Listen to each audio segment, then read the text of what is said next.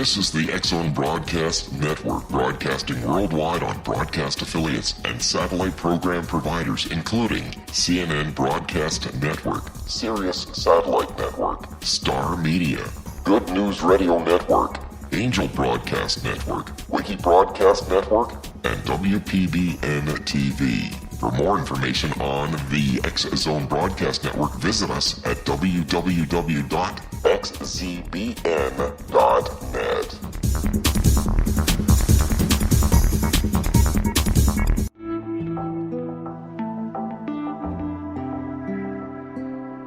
Take a step back in time and discover old Florida cuisine at Marsh Landing Restaurant in Fellsmere. Enjoy delicacies such as frog legs, gator tail, catfish, and swamp cabbage, or enjoy the more traditional cuisine like hand-cut Angus steaks, ribs, and seafood. Join us for breakfast with a southern flair featuring sweet potato pancakes, biscuits and gravy, and much more. Planning a party? Marsh Landing's private dining room can accommodate groups from 8 to 80 people. While you're visiting, enjoy the historic pictures, artifacts, and stories that line the walls. Marsh Landing is truly a unique experience. Marsh Landing Restaurant, 44 North Broadway in historic Fellsmere, or visit marshlandingrestaurant.com. Marsh Landing, old Florida cuisine at its best.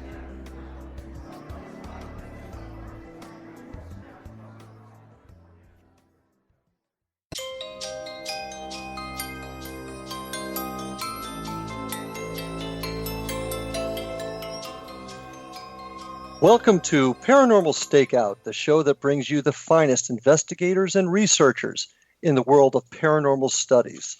Hi, I'm Larry Lawson, your host on Paranormal Stakeout, and tonight is no exception to that rule as we bring to you Joe Weigant. Joe is a public servant, police officer, spiritualist, Reiki master, martial arts black belt, paranormal investigator. Joe has been practicing martial arts since 1987 and has been studying TCM, meridian theory, and human energy fields as a part of that practice. This led him to Tai Chi, Qigong, and a further study of the cultivation and manipulation of energy. In 2009, Joe's Tai Chi instructor taught him Reiki, a Japanese technique for hands-on healing. He went into the professional practice later that year. He now owns Reiki Choice and has assisted hundreds of his clients to establish holistic health and well-being. Since practicing Reiki, Joe has become to realize that he has the ability to see energy and its flow in the body. He has an ability to detect where energy is stagnant, depleted, draining, or pooling. By balancing the human energy flow, he's been able to help clients achieve health and wellness. He has also discovered that our emotions have a more powerful effect on our health than we could possibly imagine. Joe has also awakened to his psychic mediumship abilities and his talent for spirit communication. Often Joe has talked to his clients' past loved ones while in session and has communicated messages from beyond the veil. Joe has also founded EPIC, the Evansville Paranormal Investigation and Consultations Agency, where he puts his mediumship abilities to work doing sight readings during paranormal investigations. By communicating with both sides of the veil, he's able to bring peace to the living and the dead. Joe has been a guest on several radio programs, including the X-Zone radio show with our friend Rob McConnell and the Science of Magic with Guelda Wayaka. He now hosts his own radio show, the World Beyond Radio Show, produced by the X-Zone Broadcast Network. Joe's always available for radio and TV interviews, Reiki sessions, tarot readings, and paranormal investigations. I would recommend that you check out Joe's website at reikichoice.com, paranormalpeace.com, and certainly at www.xzbn.net, the X-Zone Broadcast Network. Joe, welcome to the show. It is a pleasure to be here, Larry. How are you doing today? Great. It's nice to have a brother officer on the air with me again, and it's exciting. You have an interesting take that I have not seen a law enforcement officer have to the world of the paranormal, and I'm excited to talk to you about that. Well, I'm excited to get into it. I got to ask you, first of all, when did you first realize that you had these certain abilities and gifts? When did that come about? Well, I grew up in a haunted house, And so, seeing things get up and walk around all by themselves, and, hearing voices at night and seeing things move around, and getting into fights with ghosts over what channel we're going to watch on TV, that was just a normal experience growing up. And so I didn't think anything about it. I just figured that was just a normal way of, growing up. And, I was able to see things, see energy and see auras and things. And I kind of shut that down. Whenever I told my mom one morning, hey, you know what, you've got all this red stuff floating around you with little flecks in it. And she said, blink your eyes, quit doing that, get back to your cereal, you got to go to school. And so I just quit doing it after that. But after I started working with energy in the martial arts, and especially after I started getting into Reiki and started moving energy around and doing things with it, some of these things started coming back to me, and I started, communicating with things during Reiki sessions. And then I started really tuning in and trying to, perfect that and get it to the point where I could actually help people with it. And that's where I am right now, is just get to the point where I can help people understand their own lives and what happens to our lives whenever they're over, and how we can better understand the universe around us and within us. Well, as a cop, how has this been able to help you in your life as a police officer? Well, in one of two ways. Sometimes whenever we're, chasing people, back when I was on the street several years ago, if we were chasing somebody, or if we were trying to find somebody, or if I had to go down into a basement and look for somebody, I just always seemed to know where they were. And I could always just find people. I don't know if I just took more time to just, tune in and just say, okay, you know what, this is where I would hide, or what the case was. But I was always able to just find people that were hidden by, nobody else could find. And I always could tell when people were lying to me. It's just, I might not have been the best guy about getting the truth out of people. Oh, sure it is. Yeah, but I never was really the master at being able to get people to tell me the truth, but I could always pick up immediately when they were lying to me. And so that was always a really good pickup for me, is to go, okay, this guy, he's holding something back, or he's not telling me the whole truth, or, whatever the case may be. And so, whenever I started getting better at this particular side of things, it also kind of helped me in that realm too. Well, we got to get ready to take a break here for these very important messages. We'll get back to you in just a second, Joe. I got a lot more questions to ask. This is Paranormal Stakeout with Larry Lawson. We'll be back shortly.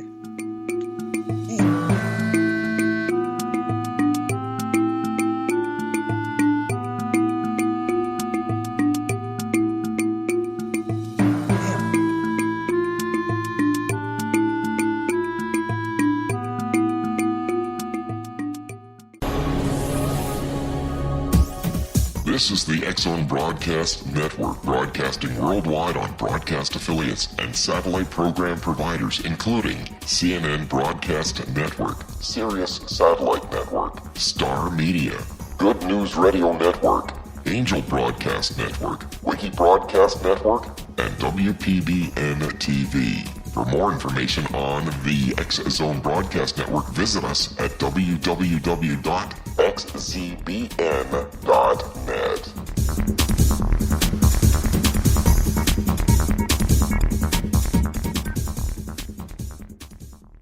How would you like to be able to read other people's minds? Well, the next best thing is here. When you know how to read a person's name, you know how the person thinks, feels, and behaves.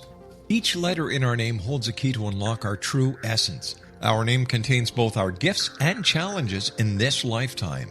Mnemology science discovers personality secrets hidden in the placement of the letters of our names, including the first and last impression people remember about us.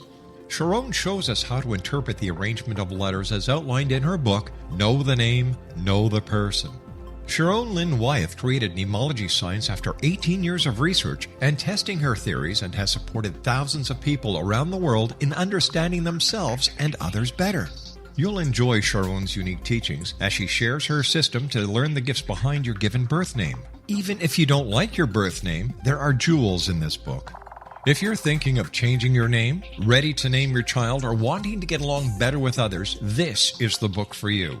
If you'd like to improve your relationships and change your life for the better, get the book today, Know the Name, Know the Person, or visit www.knowthename.com. That's www.knowthename.com.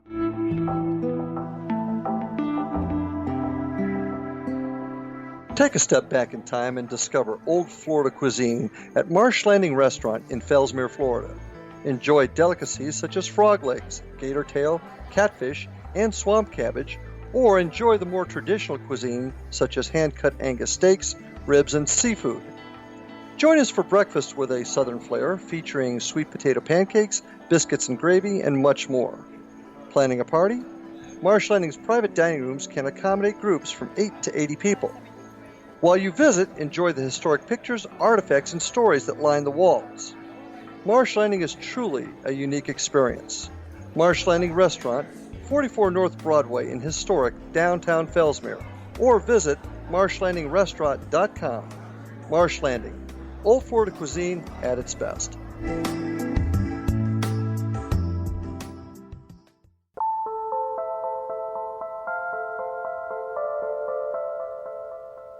Welcome back to Paranormal Stakeout. I'm your host, Larry Lawson, and our guest tonight is Joe Weigant, great friend and colleague from the great state of Indiana. And Joe, I'd like to talk to you a little bit more about Reiki. Can you kind of explain to me and the audience what exactly is Reiki and how does it work? I'm sure I'm butchering the name, but help me with that. It's actually pronounced Reiki. It's made from two different Japanese words, rei, which means universal or divine, or kind of like, think of like the force. It's all around us. Mm-hmm. And ki is that word that you might read in martial arts books, or you might see it in old Japanese karate movies. Ki is that energy that animates us, and it helps to bring us life and vitality. It also translates to breath in some cultures. It's the same thing as Qi in China, or prana from India or Tibet. It's the same as mana from Hawaii. It's basically that universal energy life force. If you think about Star Wars, he wasn't too far off the mark with that. And the only reason it's called Reiki is that the guy that actually formulated the protocol for it was from Japan. Other than that, it might be called any one of a number of different things, depending on what culture or country it originated from. But it's nothing really all that special. If you bonk your elbow on a door frame and you reach up with your other hand and the pain goes away, that's Reiki. It is an inherent part of the human condition. If you're sore, or if you're in pain and someone else puts their hand on you and it makes you feel better, that is Reiki. The only difference between that and what I teach is that we teach methods to kind of ramp that up quite a bit and make it more effective and give it a protocol that allows people to find relaxation and stress reduction so that way their bodies can heal themselves. Interesting. Have you had a chance to use this technique successfully in your law enforcement work?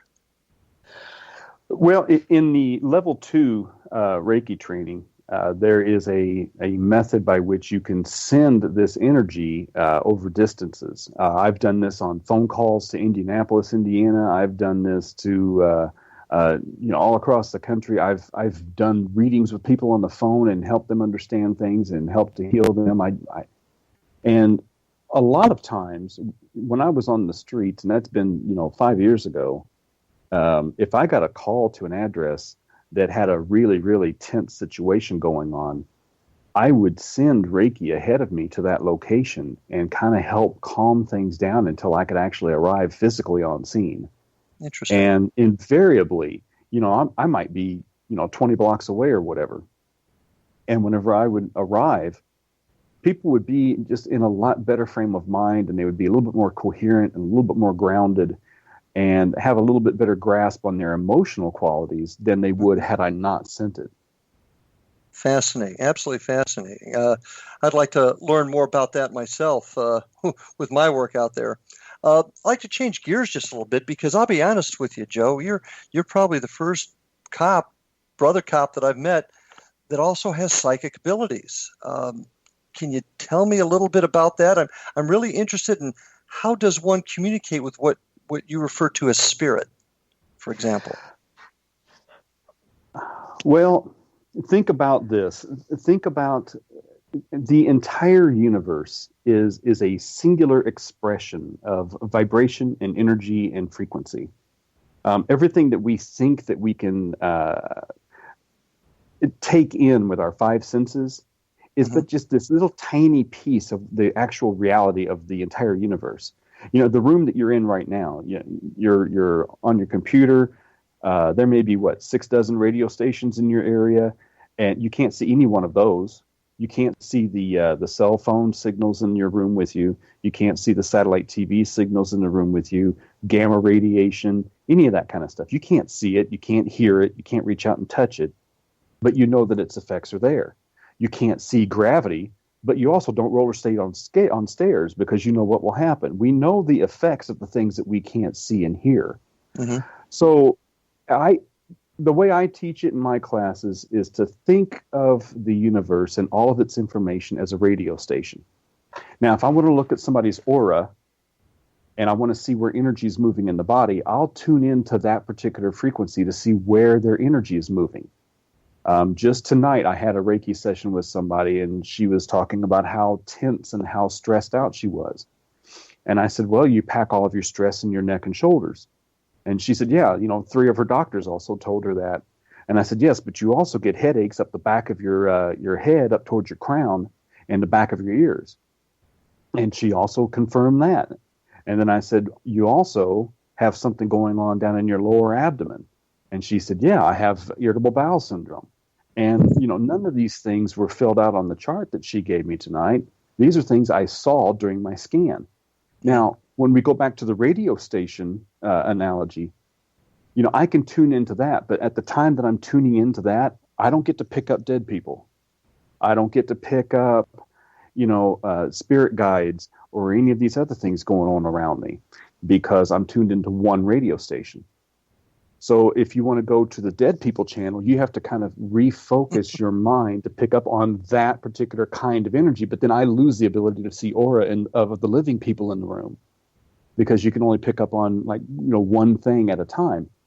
If you don't have any training and you're picking up on too many things at one time, it's kind of like listening to a radio station that has country, rock, talk radio, weather, and traffic reports all going on at the same time. You can't really focus on one individual thing because there's so much interference.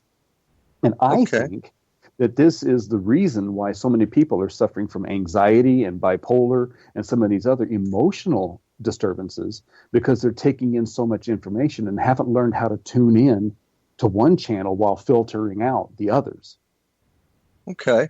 Well, you refer to spirit. I'm assuming that's your spirit guide, but you use that term singularly. And I've heard other mediums use the term that they communicate with spirit. Why is that singular? It may seem like a silly question, but I'm curious, is it a collective or is it truly one spirit guide that you have? Well, most of us who work in this frame of reference, many of us will have more than one spirit guides, and some of them will come and go during our lives. Some of them will arrive in and they'll teach us certain things, or they'll guide us in a certain way toward how to use certain abilities or how to focus certain abilities. And then after that little job is accomplished, they might go away. Some guides are there for our entire lives. But whenever most of the people who are mediums talk about talking with spirit, it is both a singularity and a multiplicity. It is talking to the spirit world in general. Okay. But being able to just narrow it down to one word, communicating with spirit. It might be, your dead uncle, or it might be my spirit guide, but it's still, I'm communicating with spirit. Okay. So we have spirit guides. Everybody has a spirit guide assigned to them, so to speak. Yeah, pretty well. Almost everybody does. It's just that most people just don't realize it. I sat in on a tarot instruction class with a friend of mine several years ago, and a mutual friend of ours was in the class with us. And she had, right there in the middle of the class, a full-out, high-speed panic attack right there in the class. Mm-hmm. And, was just short of hyperventilating. And I'm looking at my buddy, and he's looking at me, and we can both see the guide standing behind her, and we're both trying to convince her that this isn't anything sinister or evil or harmful or malicious or malignant. This is your guide wanting to communicate with you, but you have to let him. And it took probably 15 minutes for her to calm down enough to the point where she could actually say, okay, yeah, I can pick up on this or that or whatever. And eventually she maintained over a course of time a communication with this particular guide until his function was completed and he moved on. Okay. All right. That brings a little bit more light to my mind on it, certainly. How do we communicate? I've been told, I've heard this many times, we all have this ability. Is that true? I think it is a part of the human condition that we all have the ability. Now, there are many, many things that get in the way and prevent us from realizing that true potential. I have a lot of people that will write me on Facebook, or they'll call me and they'll say, hey, I've got a 18-month-old daughter who's pointing at the other side of the room saying, Grandma, but she's never known her grandma. Grandma died 15 years ago. And I'm going, yeah, but you have to understand, children are the closest to spirit at that age that they're ever going to get. They're still young. They're still operating at that curiosity level. They haven't been trained not to do it yet. And their minds aren't cluttered either. Their minds aren't cluttered with religion and social pressure and peer pressure and alcohol and emotional disturbances and all these other things that we let get in our way. We let logic and reason and rationality and all these other kinds of things cloud our intuitive vision to the point where we live almost entirely rationally. We live almost completely left-brained. And we never really tap into that right brain side of us that allows us to see the intuition and allows us to get those feelings and allows us for those communications. And there's just certain parts of our lives and our environment that we allow to creep in that can cloud and blur that communication to the point where we don't get it. And then also, as we grow up, those of us who can do it eventually learn not to ever talk about it because you get ridiculed, you get made fun of, you get outcast. And so you just learn either not to do it anymore or you learn that you just can't talk about it. Does that happen? Go ahead, I'm sorry. Oh, gosh. It hasn't happened to me in that way. I like I said, I had my mom basically said, stop it, knock it off. And some of the things that I was seeing around the house, whenever I would say them out loud, she's like, oh, that's a load of it. You don't need to, talk about that anymore. And so you learn just not to talk about it. Whenever you've got a small child that's talking to a quote, quote, invisible friend, yeah, that's what's happening. They're having a conversation with a spirit guide in a way that adults have learned to just tune out and not ever pay attention to. Do you catch much flack in your professional life as a cop? I don't talk about it here. Okay. I get enough grief because of the Reiki that I do, even though that I help people with it. There's just a lot of people that just simply will not wrap their consciousness around that concept. And I've had people, even after I've helped them, ridicule the concept. I mean, I had a guy approach me at the copy machine and, I heard you do this Reiki stuff. I'm like, yeah, I do. Well, can you take care of my headache? Yeah. Tell me in about 30 seconds how you feel. And he looks at me and he goes, it just went away. And I go, yeah, I know it did. I watched it. And he went, it's still bull. And he walked off and sat at his desk. And I'm like, I just took your headache away in 12 seconds or less. And you still don't believe me.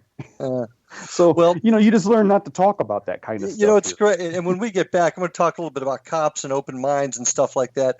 And also when we come back after this break, I want to spend a few minutes talking about your work with paranormal investigations. So We're going to take a break here in just a couple of seconds for some very, very important messages.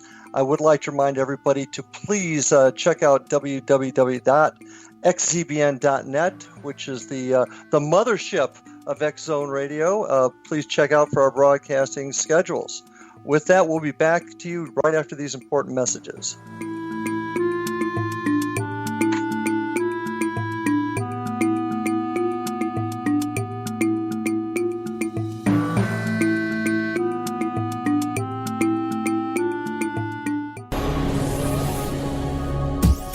This is the X Zone Broadcast Network, broadcasting worldwide on broadcast affiliates and satellite program providers, including CNN Broadcast Network, Sirius Satellite Network, Star Media, Good News Radio Network, Angel Broadcast Network, Wiki Broadcast Network, and WPBN TV. For more information on the X Zone Broadcast Network, visit us at www.xzbn.net.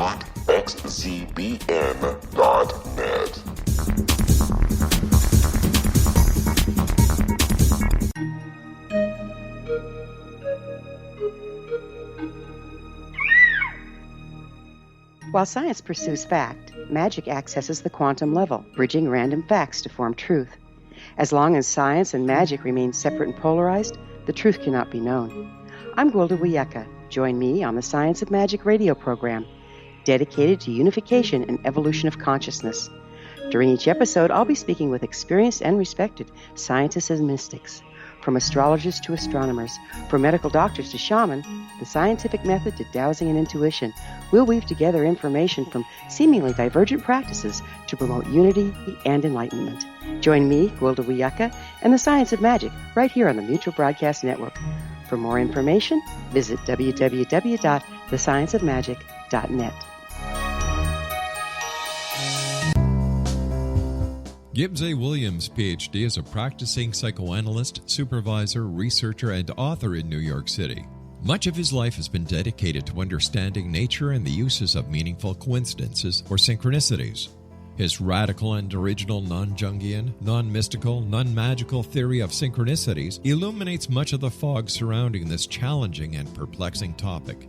His ideas and manners are fresh, presented in a style that is both entertaining and highly informative.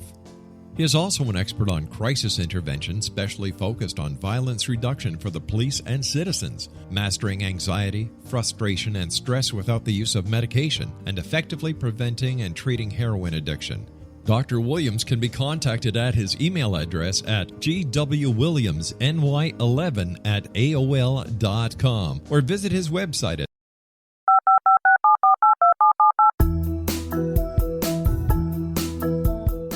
Did you know that when you're on the road with limited data or Wi-Fi, you can still listen to the X Zone Radio Show with Rob McConnell, The Science of Magic with Gwilda Wiyaka, X-1, Dimension X, Space Patrol, and every minute of the X Zone Broadcast Network by calling 213-401-0080, courtesy of Audio Now. No smartphone, app, or internet needed. It saves your data plan and it's free if you have unlimited minutes. Call 213-401-0080 to listen on any phone, anytime, anywhere. Remember 213-401-0080 for the best of the paranormal, parapsychology, and sci-fi radio programming anywhere, 24/7, 365. Afterlife expert Roberta Grimes was the first one to say that dying can be fun. Now her best-selling book, The Fun of Dying, is available in stores worldwide. So if you wonder whether death ends life, how it feels to die, or what heaven might be like, The Fun of Dying was written for you. And if you have always been afraid of death, or if you worry that your life has no meaning, let The Fun of Dying ease your fears and bring new meaning to your life. Nothing said in The Fun of Dying is based on the teachings of any religion. Instead, Roberta draws on evidence to explain how death happens, how it feels, and what comes next. A lot of the best death-related evidence was produced in the first half of the 20th century. When it is put together with recent discoveries, it tells a consistent and amazing story. Roberta Grimes blogs and answers questions at robertagrimes.com.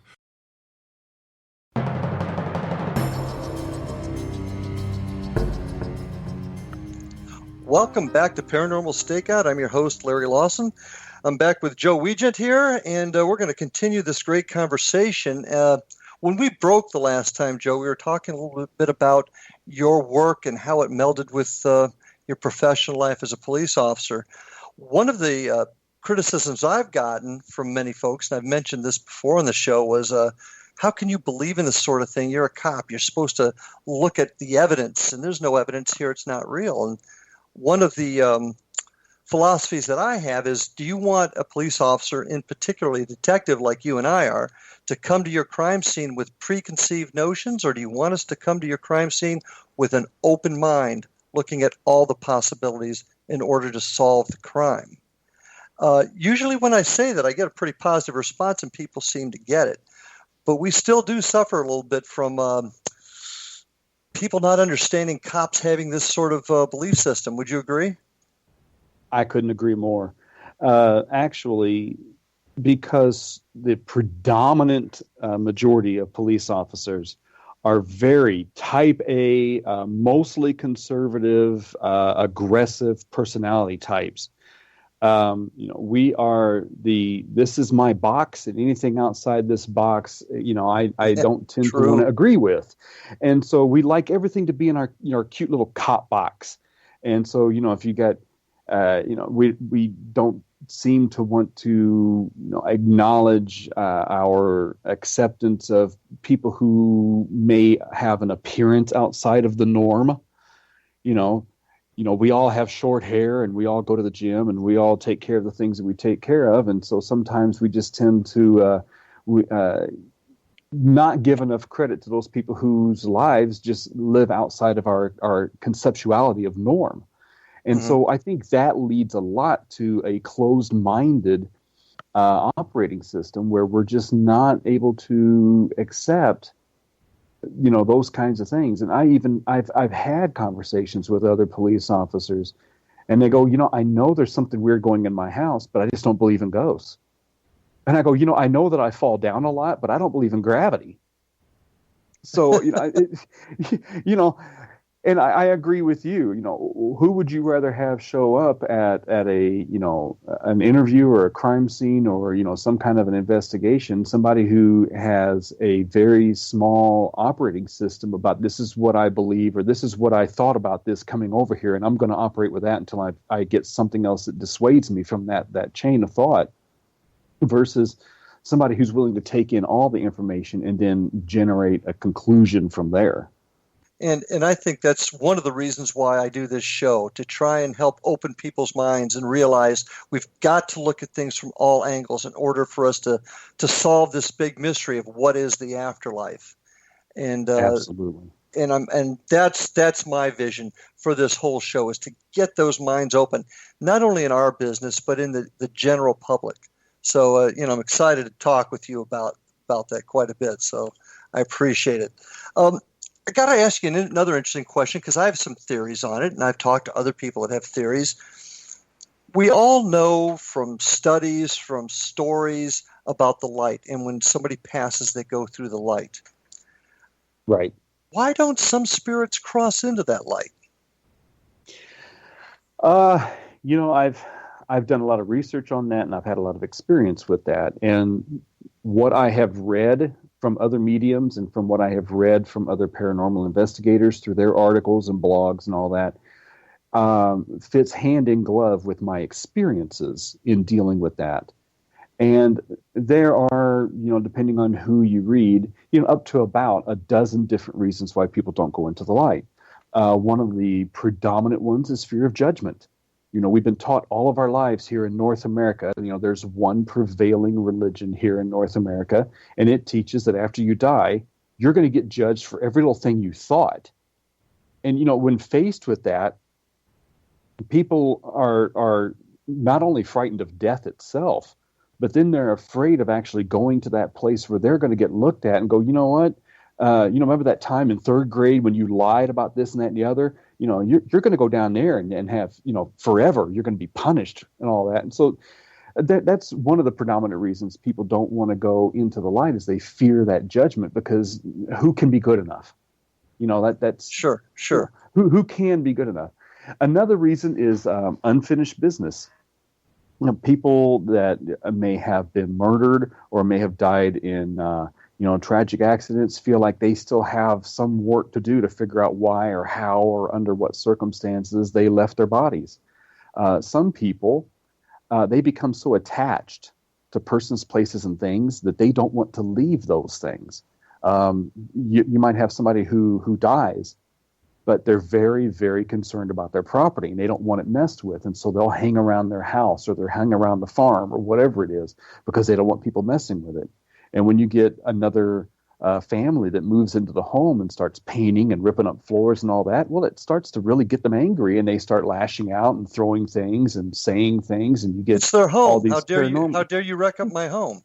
Yeah, actually, it's precisely that. I mean, I died in 1871. How dare you come in here and paint the walls? This house is supposed to be like this forever. Some people go ahead. Do you think most of the time they even realize that they're passed on to the? Do you think that they have that level of thought, that level of cognizance? I think some of them realize that they are no longer physical, but I have heard and read and experienced a number of times. They honestly, the only difference between those people who are no longer with us here and you and me talking here on the phone, the only difference is you and I are wearing meat suits. They're just as alive as you and I are. The only difference is they're not packing around a meat suit with them.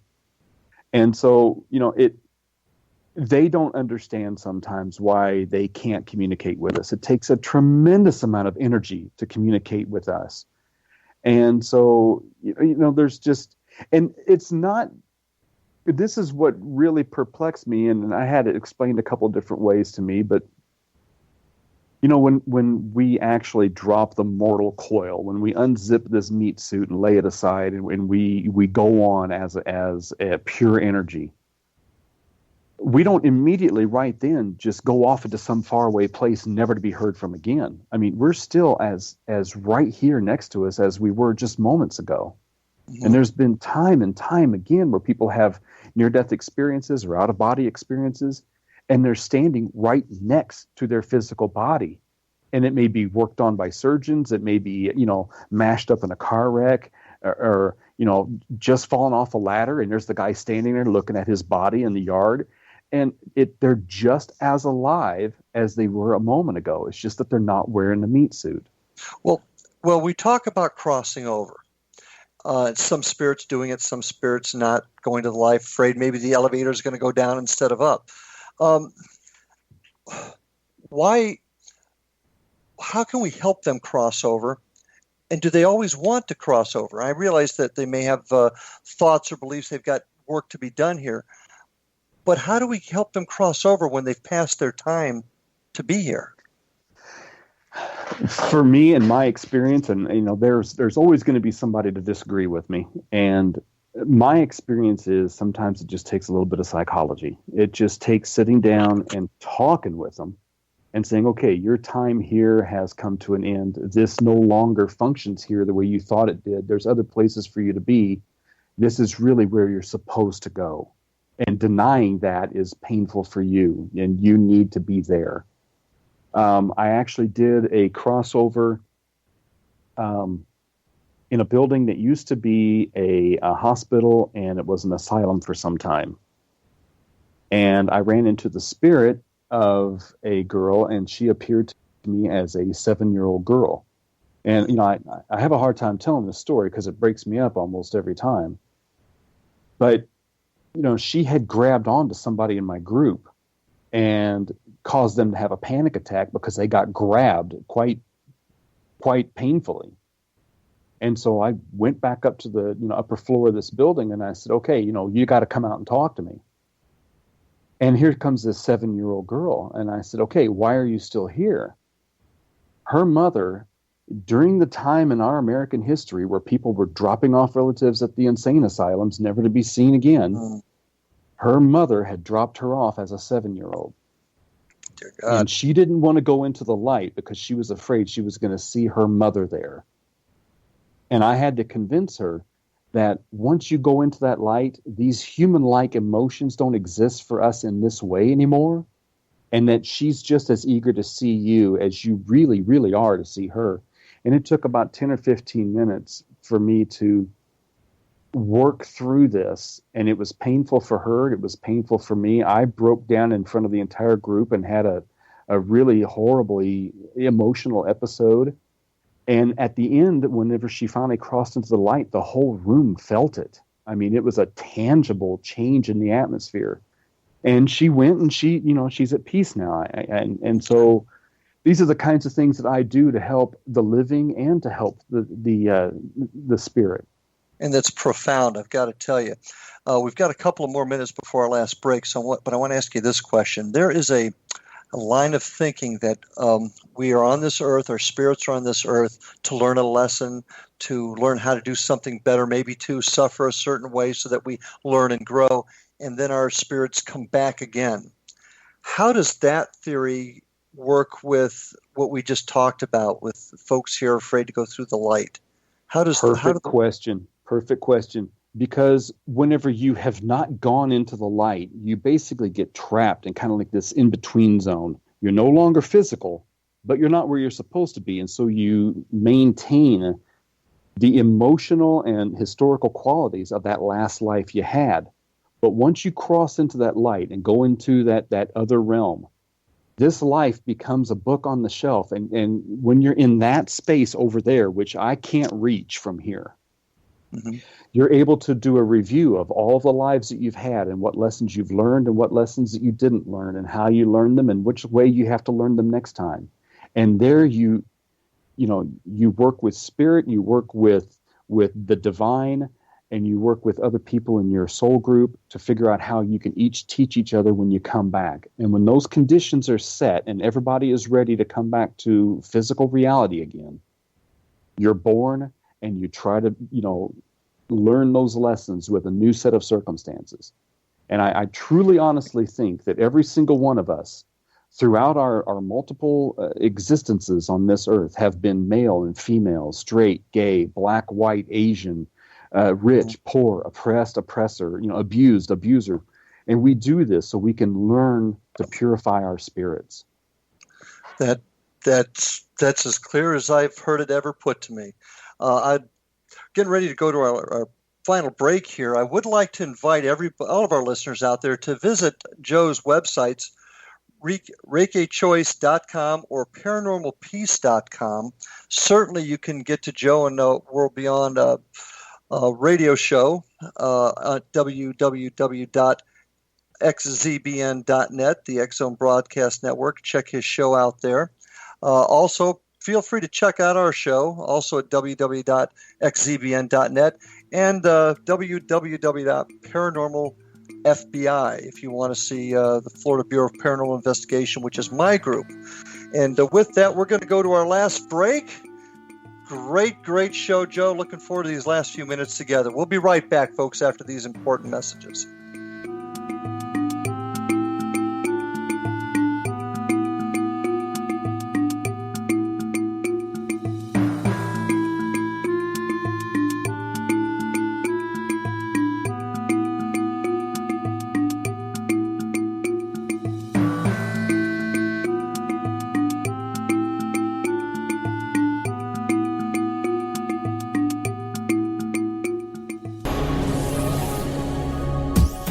This is the X Zone Broadcast Network, broadcasting worldwide on broadcast affiliates and satellite program providers, including CNN Broadcast Network, Sirius Satellite Network, Star Media, Good News Radio Network, Angel Broadcast Network, Wiki Broadcast Network, and WPBN TV. For more information on the X Zone Broadcast Network, visit us at www.xzbn.net.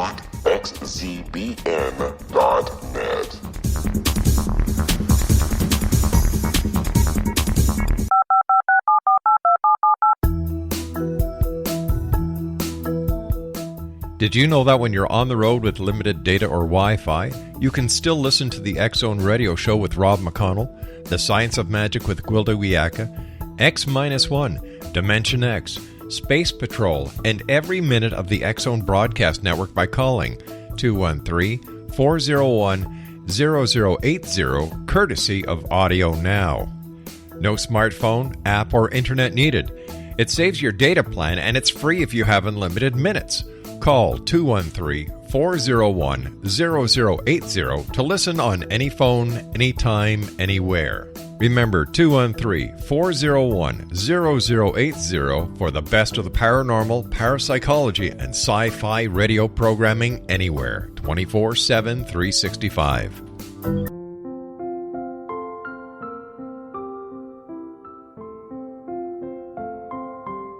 I am Dr. Carl O'Helvey, founder, president of a new cancer foundation focusing on evidence-based physical, mental, and spiritual interventions, including natural cancer cures, prayer, meditation, affirmations, nutrition, and other related holistic cancer prevention and cure modalities.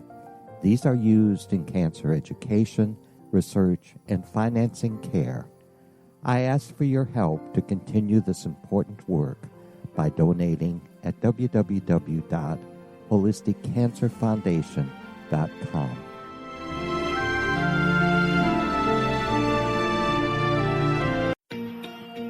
Wouldn't you love to know the secret to everything? Well then, meet Dr. Kimberly McGeorge and her cutting-edge breakthrough knowledge that combines science with possibility. Dr. Kimberly brings real-life answers and healing to those open to alternative solutions. She teaches solution-based programs and classes that will change all areas of your life forever. Specializing in conscious creation, intuitive readings, and energy medicine, you can rapidly shift health, relationships, business, and money and abundance challenges quickly. Receive her best-selling book, Secret to Everything, at no cost by going to secrettoeverything.com/X-Zone. That's right, transformation can start now. Just go to secrettoeverything.com/X-Zone and receive Dr. Kimberly's book for free.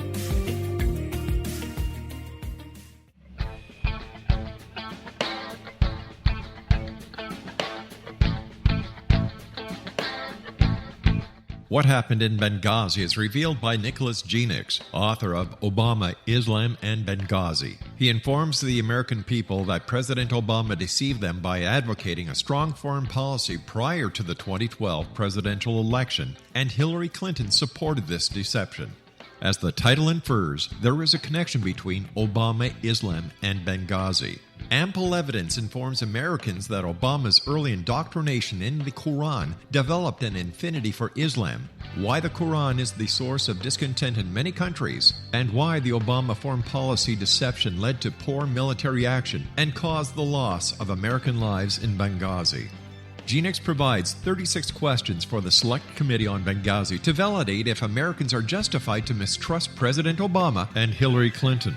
An overview of Obama, Islam, and Benghazi is presented on the website www.futureofgodamen.com. That's www.futureofgodamen.com. You're listening to the X-Zone Broadcast Network, www.xzbn.net. Welcome back to Paranormal Stakeout. I'm your host, Larry Lawson. I'm here tonight with Joe Weigant, fellow officer, brother officer in blue. Such a great show tonight, Joe. I've learned a lot, and I know our audience has too. We were talking before the break about spirits going to the light and why they do that and why they may not. But one thing that we as paranormal investigators do come across on a regular basis are the residual versus the intelligent haunts. For example, the spirits that react with us as compared to the ones that are just walking in front of us as if they're a recording. Do you have any thoughts on how that occurs? I mean, we've had a lot of talk here on spirits, why they're here and going to the light. What about this residual theory? Well, it's actually more than a theory. And let me explain 3 different scenarios as to why this works. Think about 3 different kinds of places that you're going to find yourself in throughout your life. Funeral homes, hospitals, and churches. Now, each one of those different buildings has a different energy, and you feel a different way when you walk in there. The reason the residual energy is the way it is because of the emotional content of the people occupying the space. Now, it can either be a similar emotional content over a period of time, like in a church or in a hospital. But sometimes the emotional content is so powerful, like in a homicide scene, for example, that so much energy is happening at one short, brief period of time that the space absorbs that energy. And so I've walked into rooms and I could feel the argument that happened the afternoon before. I've been in rooms and I could see, okay, yeah, even though the walls have changed in this place, I can understand that you still see the old lady that lived here, 2 residences ago, walking from her knitting room to the TV room, because that's what she did every afternoon at 3. And so she embedded that energy into the place. And the same thing with hospitals. Everybody says, well, I don't like to go to hospitals. Well, think about it. What are hospitals filled with? They're filled with sick and dying people, loved ones who are coming to visit sick and dying people, and overworked, understaffed, underpaid nurses who are having to take care of both. So you have all of this energy basically becoming embedded in the actual physical structure of the building itself. And when you go in there, you feel that. And so, over a period of time, you can pick up on those energies. The same thing happens when people come back from Europe and they talk about going to visit these enormous cathedrals with these big flying buttresses and all this kind of stuff over in France and Germany. And they come back talking about the awe-inspiring, visit that they had to these cathedrals. Well, they've been around for 1,500 years. And everybody who goes in there is of the same frame of mind. So you come away with that residual energy imprint. So what you're saying is the spirits that we deal with, called the intelligent haunts, if you will, are true spirits, whereas the residuals are nothing more than the energy left from events or people, and really aren't spirits. Okay. Exactly. That's an important question I get from a lot of folks, because that really does perplex a lot of people. We have a spot in Fellsmere where they see a woman just walking across the floor of the Marsh Landing restaurant, is oblivious to everything. And that's a question I've gotten quite often, and you've explained it perfectly. I appreciate it.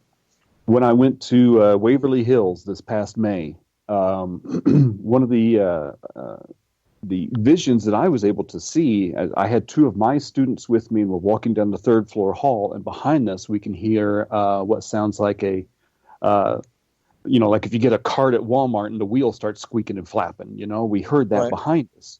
Well, I turned around, and both of them turned around all at the same time, and they said, I hear a squeaky wheel. Well, what I saw was a nurse, a very tall, thin nurse, who was pushing one of those high-backed wooden wheelchairs with the little handle sticking out the back, and she's pushing this cart, and there was an older fella with a flannel blanket on, and she was pushing him from one of the residency rooms out toward the porches on the solarium side of the building. And, I'm thinking, well, that's, pretty odd that I would see that as one of those tall-backed wooden, almost kind of like a lounge chair or a deck chair type wheelchair. Right. And when I went and did some research after that, I found out those were the exact kind of chairs that they had in that building at that time. So what I saw was a residual imprint of this nurse pushing a patient out to the solarium. And it's just that energy that has been absorbed by the wood and the walls or whatever that's just keeps playing like a recorder. Yep. Yeah. Now, let's change gears just a little bit, because you are an accomplished paranormal investigator as well as a psychic medium. You've been to some pretty cool places. Now, you talked about Waverly Hills, and you've talked about the nurse with the wheelchair. Tell me about the nurse that choked you. Well, I didn't want to do too much research into Waverly Hills before I got there. I wanted to go and, just see what I could pull from the site itself. But there were some things I wanted to go and verify with myself. And one of those was the legendary occurrence of the nurse at 502. Now, this happened in the early 30s. And what had happened was a nurse had an affair with a married doctor. this is the story that goes on about this, is that the nurse had an affair with a married doctor, which was in the 30s. It was a huge no-no. Well, she got pregnant, which was another huge, gigantic social no-no. And rumor has it that they performed a kind of a secret abortion on the site. And the fetus was found in the water filtration plant or the water treatment facility or whatever there. And because of her shame and because of her guilt and all these other things that were going on with the disgrace that would be not only on herself but the hospital, she went up and hanged herself in front of room 502. Right. Now, I went up there specifically because I wanted to connect with what people have been saying for years and years, is the spirit of that woman is still there. So I went up to that room, and I had a couple of my students with me. And I said, everybody needs to kind of just go away for a while. I want to be quiet, and I got some work I got to do here. And so I tuned into that radio station, and I said, I want to connect with you, and I want to find out what happened here. I want to hear your story in your words, and I want to know what you felt that day, because I think it will help us understand you, and it might help you understand where you are. Okay. So immediately what I felt was an electrical cord being wrapped around my throat, and it started squeezing and tightening in on me. And I fell backwards up against the wall, and I started gasping and choking and damn near threw up. And I finally walked away from the wall, bent over, and I said, that's enough. You have to stop it. You're killing me.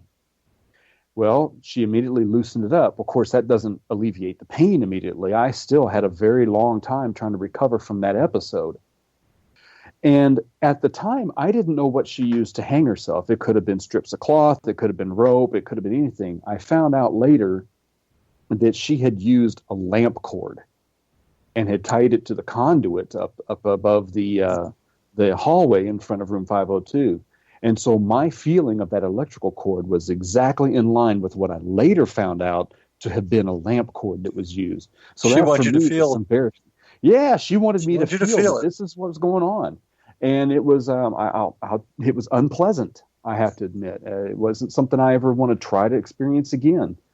But these are the kinds of things that I was allowed to feel because of the way that I go about doing my business. Now, once that was gone, she left the area. I couldn't reconnect with her. So, the ability to try to cross over or anything else like that did not happen. She basically came in, said this is what it was like, and then she left, and that was it. I basically had to recover.